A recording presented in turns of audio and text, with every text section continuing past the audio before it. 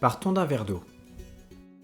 L'eau est constituée de nombreuses particules infiniment petites, les molécules d'eau. Regardons une de ces molécules de plus près.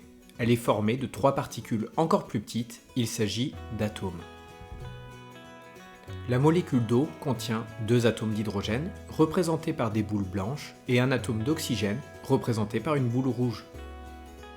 Des atomes, comme l'hydrogène et l'oxygène, il en existe un très grand nombre. On les retrouve dans un grand tableau appelé tableau périodique des éléments. Ces atomes sont des briques de construction permettant de fabriquer de très nombreuses molécules différentes qui font toute la matière qui nous entoure. Revenons-en à l'hydrogène et à l'oxygène. L'hydrogène a pour symbole la lettre H. L'oxygène, quant à lui, est représenté par la lettre O. Utilisons ces symboles pour écrire la formule chimique de la molécule d'eau. La formule de la molécule d'eau doit être rapide à écrire. On écrira donc les symboles H et O pour dire qu'elle contient de l'hydrogène et de l'oxygène. On précisera aussi dans la formule le nombre de fois où chaque atome apparaît.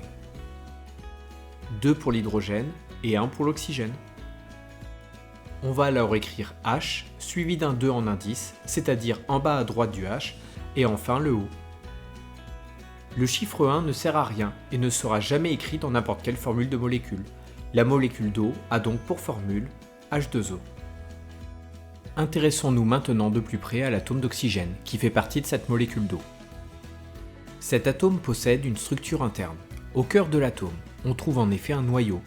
Au sein de ce noyau, il y a des particules chargées positivement, les protons.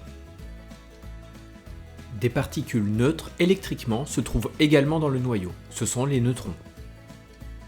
Autour du noyau gravitent, un peu à l'image des planètes autour du Soleil, des particules chargées négativement, les électrons. Il y a autant d'électrons que de protons afin d'assurer l'électroneutralité de l'atome. Reprenons. Nous avons ici une représentation de l'atome. Celui-ci contient un noyau central constitué de protons positifs et de neutrons neutres. Précisons que les protons et les neutrons sont des nucléons. Enfin, les électrons gravitent autour du noyau. Parlons pour finir de la représentation symbolique de l'atome d'oxygène. Son symbole est la lettre O. Si on veut préciser la composition interne de l'atome, on peut ajouter 2 informations. Le numéro atomique, noté Z en bas à gauche du symbole. Le nombre de masse, noté A en haut à gauche du symbole. Le numéro atomique Z correspond au nombre de protons. Ici, il y en a 8, donc Z est égal à 8.